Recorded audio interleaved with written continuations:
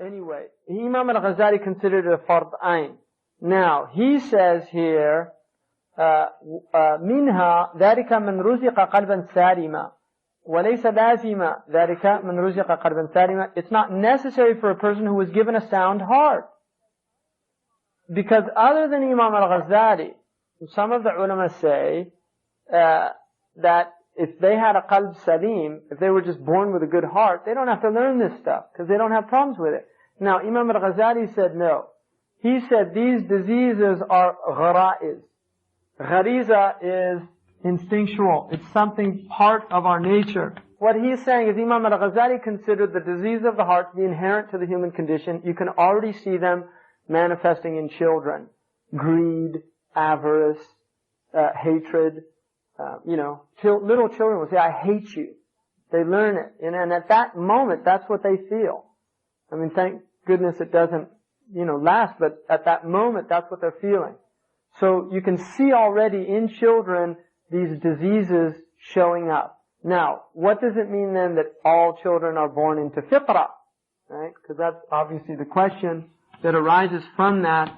And if that's the case, do we believe in original sin, which is the Christian concept that people are corrupt by nature? And this is a kind of idea. In other words, there's a corruptibility here in our nature.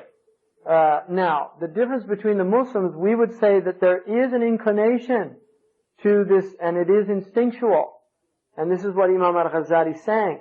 The difference between the Muslims and the Christians is that we do not believe in any way it's a result of Adam alayhi salam's wrong action, what they would say his khati'ah, al-khati'at al-ula in Christian Arabic theology, the original sin. Because we don't believe that Adam alayhi salam did anything to bring on the wrath of Allah, that he fell, he slipped, he forgot, he didn't have a azam according to the Quran, alayhi salam, he's a prophet. He made tawbah to Allah and Allah accepted his tawbah, and therefore there was nothing, he had no blemish. And so his offspring do not suffer from that at all. That's what we would say. But the fact that there are instincts, then what does that mean? Well, this relates to the black area of the heart. In other words, inside the heart's a spiritual organ. And inside the heart, I don't know how big it is, but there's a black dot in the heart. Now, I don't know if I've never seen it physiologically described, so I'm going to assume it's probably an unseen reality. But it's there, it's in the heart. And what that is a seed. There is a seed in the human heart that has the potential of becoming like a cancer and overwhelming the heart. Most people don't know it, but they've actually, many people in the world have tuberculosis. Right? They have a bacillus in their lung, but it's dormant. And if they were exposed or if they were in a situation where they began to get ill and starve or their immune system goes down, then the tuberculosis emerges. In a sense, it's like that. There's a dormant element in the human heart that, if nurtured, will destroy the human being. And this is why there's a hadith: if Ibn Adam does something wrong, a black spot appears in the heart. Right? Nuqta sauda or nukta sauda. And if the person makes tawbah, it gets erased. But if he doesn't, continues on, it grows until the whole heart becomes pitch black. And then and this is like when somebody, a'udhu billah, loses their humanity. And we call it hard-hearted. And even in the African dialect, and because I asked a Hausa man this, I said, how do you express somebody who has a really bad heart? And he told me in the Hausa, and I said, what's it mean? He said, black-hearted. So, Hausas are dark-skinned, so this is not like a racist type thing. It's just something, obviously, black is the word being used, and it's the word used also in the Quran, right? And the tabyab, wujuhuhum, with the taswad wujuhum, the faces become white. It does not mean white like white skin, it means light. There's a light, and the absence of that light is a darkness. which is why a black person can have light in their face and the white person can have a completely dark face, and vice versa. So this is about spiritual entities. It's not about skin colors and things like that. I just wanted to emphasize that point. So what he's saying is then that Imam al-Ghazali considered it such, fil adami, in the Adamic nature, وَسِوَاهُ غَالِبًا فِيهِ رَآهَا لَا سِجَايَ لَازِبًا or لَازِمًا. What he's saying is Imam al-Ghazali considered it to be part of the Adamic nature, whereas other scholars considered it to be predominant in man. In other words, most people have these qualities, but not necessarily everybody. And this is the difference. So some people, they're just good. I mean, you can see children that they're altruistic. They share. This is not the norm, but there literally are children that aren't greedy about toys. They'll actually share with other children. They don't have a problem. Right? I mean, it's not the norm, but they do exist, and this is the point, is that some hearts, for some reason, for whatever secret that is, they are like that. So Imam al-Ghazali, and then he said, وَعْنَ بِأَنَّ الْمَحْوَ حَتَّى لَا أَثَرْ لَهُنَّ يَبْقَى لَيْسَ فِي طَوْقَ الْبَشَرِ. He's saying that you have to know that to remove these diseases until there's nothing left is not in the human capacity.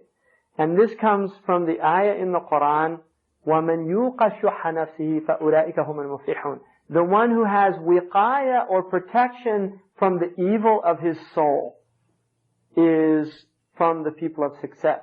And the fact that Allah said, وَمَنْ يُوقَ, the one who is protected from the evil of his soul, he is the one who has success. Allah didn't say, وَمَنْ يُزَالُ شُحُّ نَفْسِهِ, the one, or man yuzilu shuh nafsi, the one who removes that shuh, or who the shuh is removed from, is success. No, it says the one who's protected from it.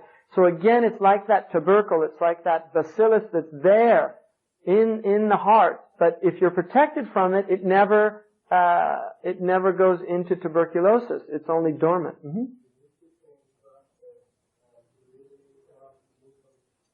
Right. That was taken out of the Prophet's heart. Now, about fitra, what then does fitra mean? When we say in the hadith, كُلُّ مَوْلُودٍ وُلِدَ عَلَى الْفِطْرَةِ, every child is born on fitra. See, Muslims always translate that for some reason. In English, when they translate it, every child is born a Muslim. It does not say that. It doesn't say that.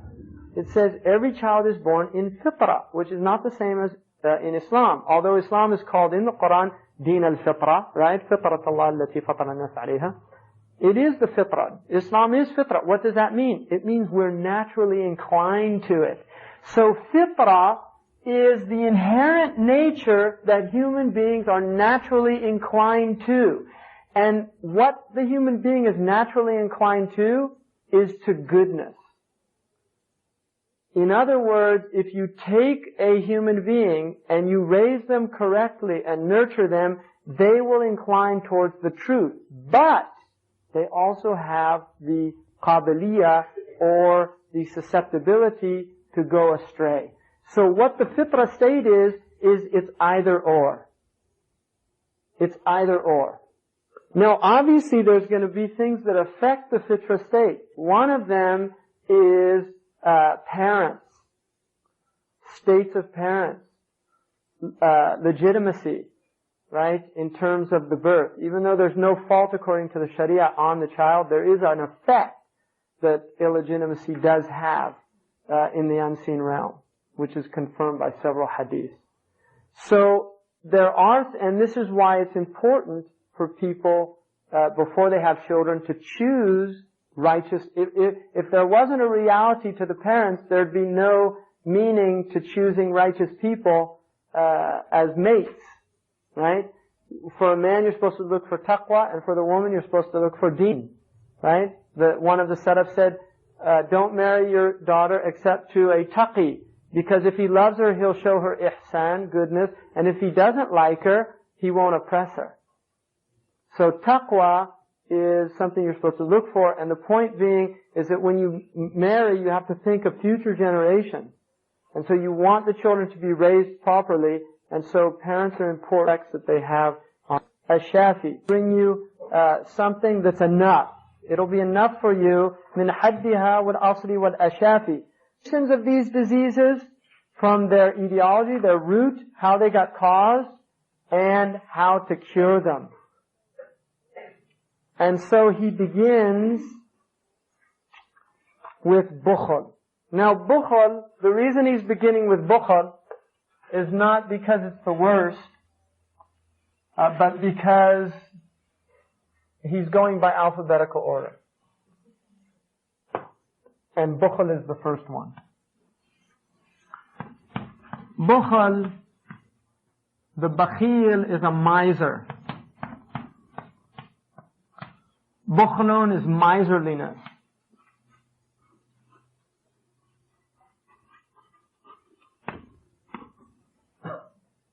The bakhil is, he's going to give the definition. So he says, فَمِنْعُ مَا يَجِبُ شَرْعًا أَوْ مُرُوءَةً هُوَ الْبُخْلُ لَذَايَ يُذْكَرُ.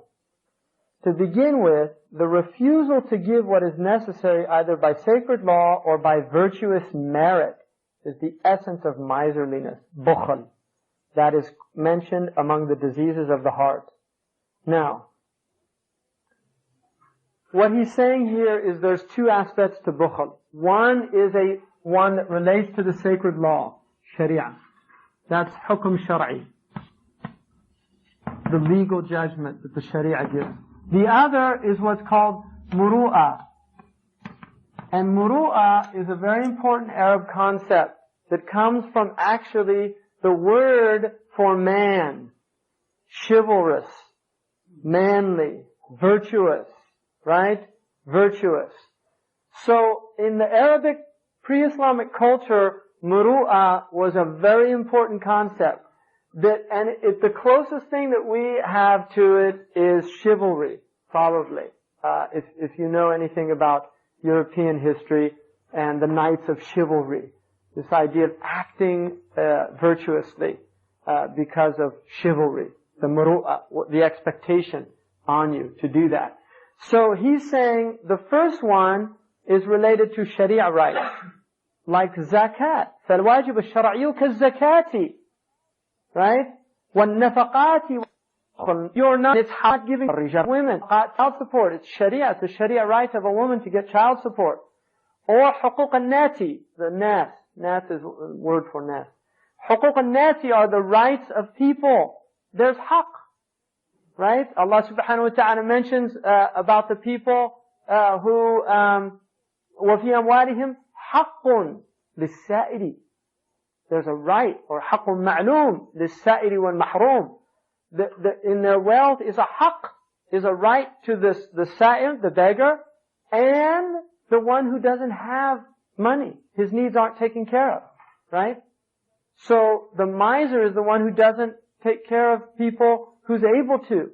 And those are related to sharia. And there's a hadith, فِي الْمَالِ حَقٌّ سِوَى الزَّكَاةِ, and some of them translated that there's different interpretations, because there's another hadith that says لا حق في المال إلا زكاة. You know, أو كما قال, there's only zakat is the only haqq. But generally, there is a haqq in wealth, nafaqat, and these different things. So if you don't give them, you're a bakhil. Now, in terms of muru'ah, this would relate to those things that a bakhil, well, he's actually going to go into some detail about this. So he says, for instance, as an example of the other ones, تَرْكُ الْمُضَايَقَاتِ فِي الْمُحْتَقَرِ. Right? Or فِي الْمُحَقَّرِ. It's not being ضيق. It's not constricting somebody or making things difficult. Right? Examples are not giving people a hard time over some paltry matter. In other words, somebody owed you $10 and, you have plenty of money, you don't have any needs, and you start giving them a hard time over it. You owe me $10, I've been waiting for you to pay it a long time, and it's no big deal. Right? It's a muhaqqar. It's something insignificant. If you do that, then that's a bakhil. By muru'ah. Not by sharia. Because you have a right by sharia. He owes you the money. But by muru'ah, by virtuous merit, it's something that's really despicable. And then he says another example is وَتَرْكُ الْإِسْتِقْصَاءِ فِيهِ أَحْرَى, right? مِنْ جَارٍ أَوْ قَرِيبٍ أَوْ مِنْ أَثْرَى. So he's saying that leaving nitpicking, abandoning nitpicking over trivialities, right?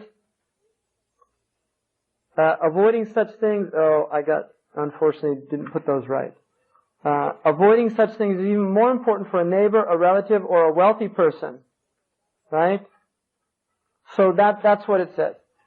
So, for instance, getting nitpicky over trivialities.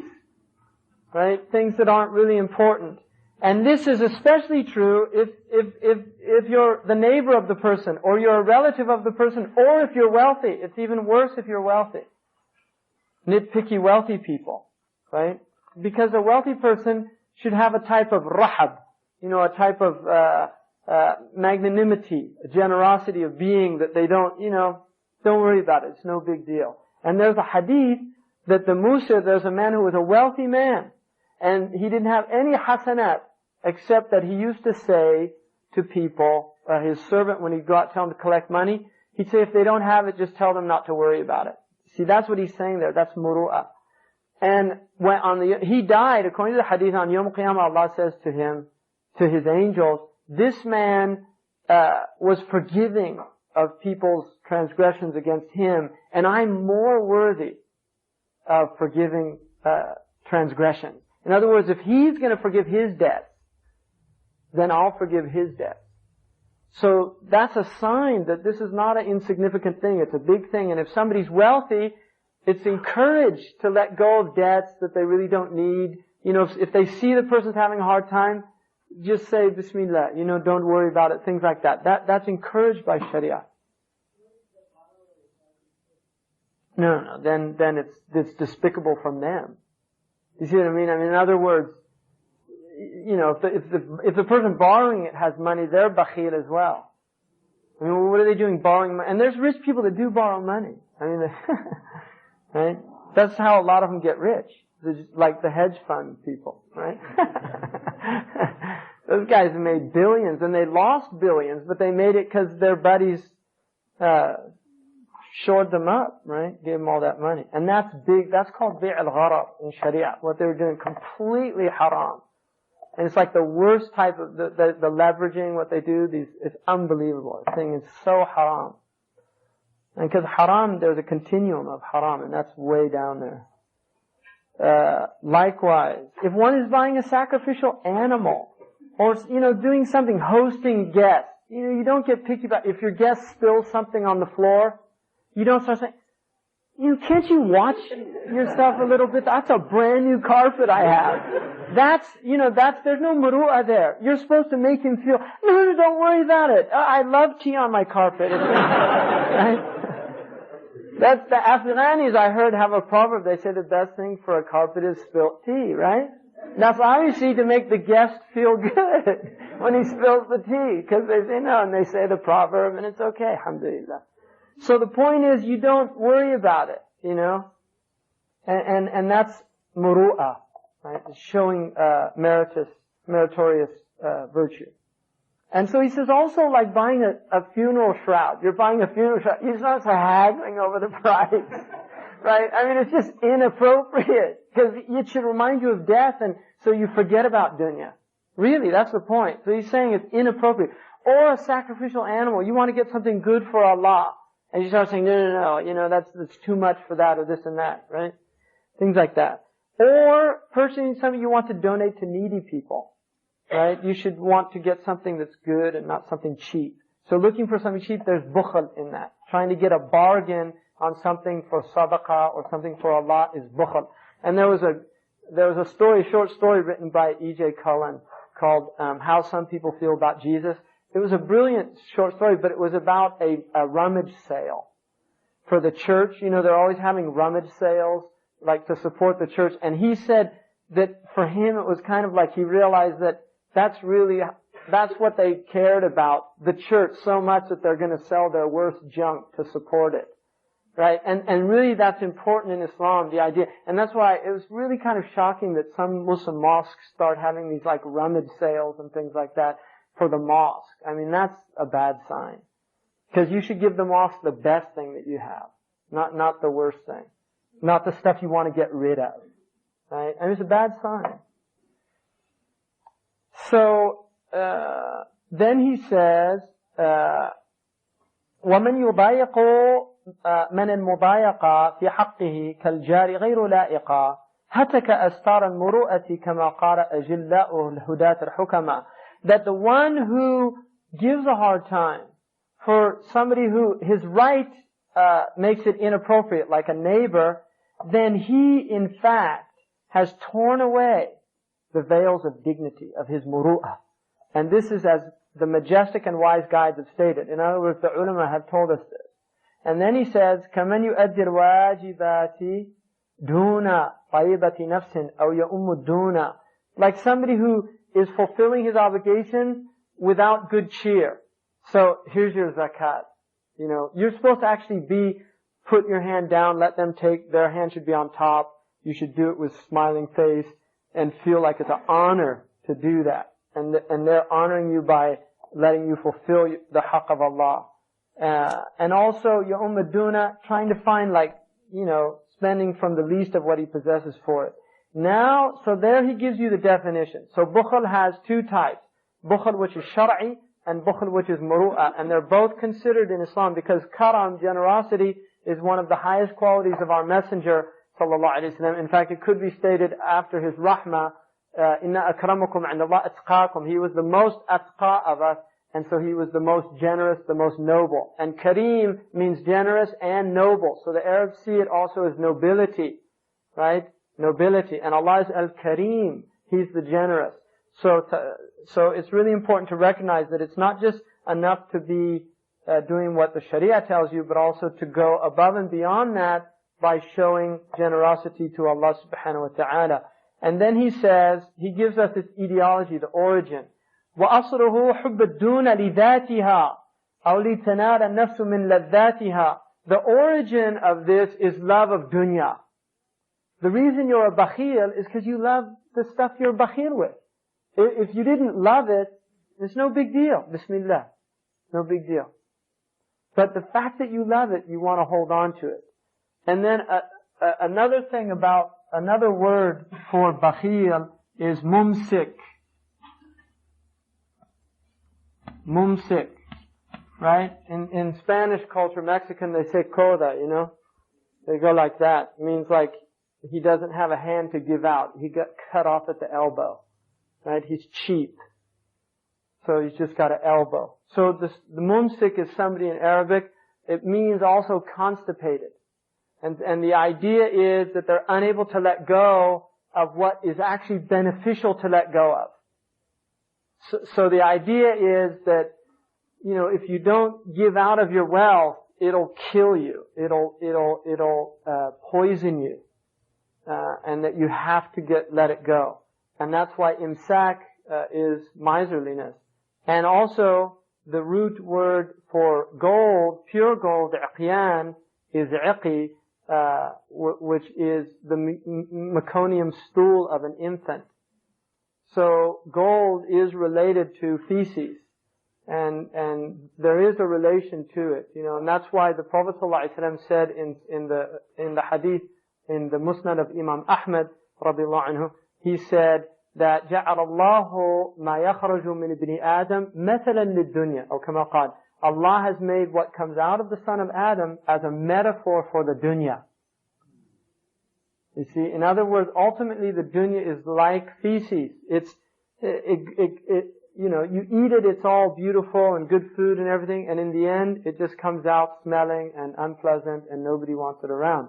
And so, the height of dunya is gold. And gold, is like that. And the desire to hold on to it is like somebody who can't let go of his feces, which is why zakat is also considered the feces of your wealth. It's fadaratul amwal, which is why Bani Hashim can't take it. Bani Hashim, the Prophet's family, cannot take zakat. It's actually considered like the filth of your wealth. It purifies your wealth because everybody who earns money will always have shubuhat or muharramat in their wealth. There's always doubtful matters. And by giving zakat, it's like you're purifying your wealth in the same way that when you eat food, there's benefit and there's harm in the food. Hopefully, the body absorbs the benefit and removes the harm. And that's why the Prophet ﷺ in the dua of coming out of the toilet, the gha'it, he said, Alhamdulillah alladhi razaqani lazzatahu wa abqa fiyya quwwatahu wa adhhaba anni adahu. Praise be to the one who has provided me with its delight, the taste of it, the good of it, and retained in me its benefit, its strength, the energy derived from food, وَأَذْهَبَ عَنِّي أَذَاهُ, and removed from me its harm. And so this is the same idea with zakat. What you're doing is Allah's helping you to remove what's harmful from your wealth. In the same way that the bakhil, if he holds on to it, it harms him in the end. And Imam Ali radiallahu anhu said, the worst person is the bakhil.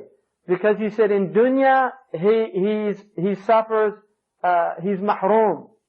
And in akhirah, he's mu'azzab. He's punished in the akhirah. So in dunya, he doesn't even benefit from his wealth. There was an article in, I think Discovery or one of these magazines, about hidden millionaires in America. And they were just talking about how there's all these people in America that live these middle-class lives. And they've got millions of dollars in the bank. And what they were saying in there is, they don't want to spend the money because they want to save it. And so the point is, that's the nature of the bakhil. He doesn't benefit from his wealth in the dunya, and then in the akhirah he's punished for hoarding it. So it's horrible. It's a terrible thing. And the Prophet ﷺ, Jadd ibn Qais, who was one of the munafiqeen, the Prophet ﷺ asked who was the Sayyid of this tribe, and they said, oh, Jadd ibn Qais, illa nastabkhiluhu, except he's a little bit of a miser. And the Prophet said, he can't be your Sayyid.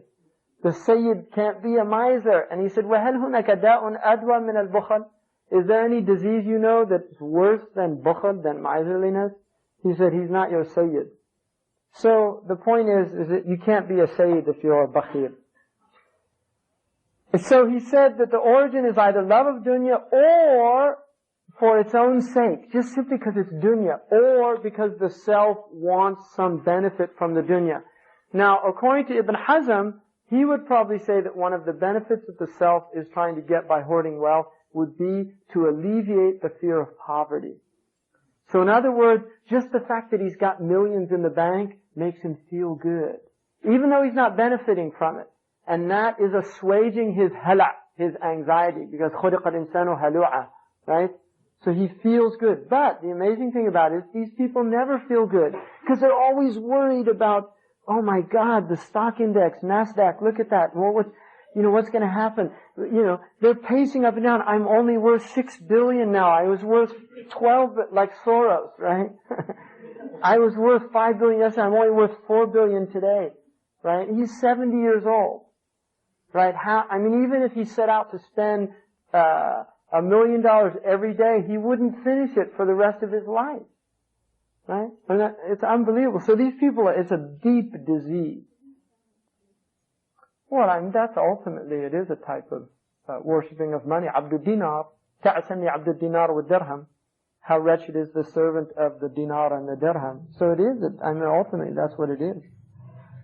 Trusting in the almighty dollar, like they say. And they actually call it the almighty dollar. Can you believe that? And one day, boy, when it crashes, might be sooner than we think too, the way things are going. What's that? Yeah, and actually his book's been translated into English. It's a brilliant book. It's called In Pursuit of Virtue. It's a good translation too. In Arabic it's called Mudawat al-Nufus. He's really worth reading. It's a brilliant book. And it's about this subject.